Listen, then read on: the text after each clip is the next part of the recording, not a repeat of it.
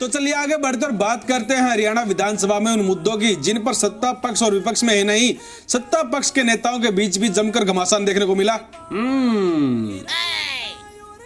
माने तू बात कर रहा है दादर पोते की, जिनका सदन में संग्राम होया था। मतलब कोई कोर कसर नहीं बाकी रह रही थी भाई। पहले तो एक दूसरे पे मतलब आरोप प्रत्यारोप लगाया कर दे, टोका टिप्पणी कराया कर दे। गरीब तो भाई कती सब्र का दोनों का बांधे टूट लिया और भाई ऐसा हो रहा था कभी दोनों सदन में लट्ठम लट्ठा होंगे। एकदम 16 आने सच। हरियाणा विधानसभा की कार्रवाई के दौरान उस वक्त माहौल काफी गर्म हो गया जब सत्ता पक्ष के नेता ही आपस में भिड़ गए। दरअसल हम बात कर रहे हैं डिप्टी सीएम दुष्यंत चौटाला और जेजेपी के ही विधायक रामकुमार गौतम की, और उनके बीच जो हुई तीखी नोकझोंक। दोनों के बीच बहस इतनी बढ़ गई कि नौबत एक दूसरे के इस्तीफे मांगने पर आ गई।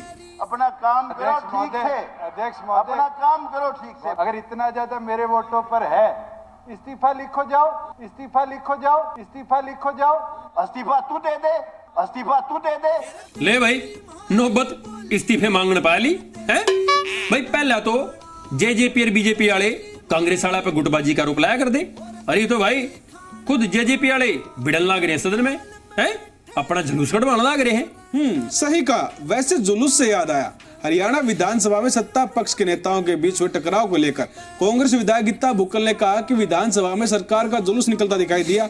विपक्ष की बजाय सत्ता पक्ष खुद ही भिड़ता नजर आया। सरकार का जुलूस निकल रहा है विधानसभा के अंदर, सत्ता पक्ष खुद भिड़ते हुए आपको नजर आया। ईश्वर सिंह जी कह रहे हैं कि गुला क्या पाकिस्तान में है, वो गौतम जी कह रहे हैं कि दुष्यंत को तू इस्तीफा दे दे, दुष्यंत कह रहा है जी आप इस्तीफा दे दो। एक एमएसपी होती है मिनिमम सपोर्ट प्राइस, वो तो दे नहीं रहे, लेकिन मैक्सिमम सपोर्ट प्राइस दे रहे हो जेजेपी को। मैक्सिमम सपोर्ट प्राइस 11 महकमे 20 महकमे, तमाशा हो रहा है। माननीय हुड्डा साहब की पीड़ा ये है कि वो यहाँ क्यों नहीं है। असली दर्द तो वो है। मेरे को पीड़ा नहीं है, पीड़ा आपको है, चलने वाले हो आप। हुड्डा जी आपको तकलीफ है, आपने मैंने 14 महकमे दे रखे, मन्ने तकलीफ है भाई। सांगी वाले तो नहीं मलाल से, अगर भाई जेजेपी वाले ने उनकी गेला गठबंधन करके सरकार बनाने की बजाय बीजेपी वाला गेला कर लिया भाई। यो मलाल तो सही है। वहीं हरियाणा विधानसभा के बजट सेशन में बीजेपी नेता सुभाष बराड़ा पर निजी टिप्पणी करने को लेकर बीजेपी के परथला से विधायक नैनपाल रावत और बादली से कांग्रेस विधायक कुलदीप वत्स आपस में भिड़ गए। दोनों में तीखी नोकझोंक हुई और अपनी अपनी सीट पर खड़े हो गए। तनावपूर्ण हुई स्थिति के बीच स्पीकर ने वत्स को बाहर जाने के लिए कह दिया। इस पर कांग्रेस के अन्य विधायक खड़े हो गए और उन्होंने फैसले का विरोध किया। मंत्री से नजर नहीं मिला सकता, ये किस प्रकार की बात है?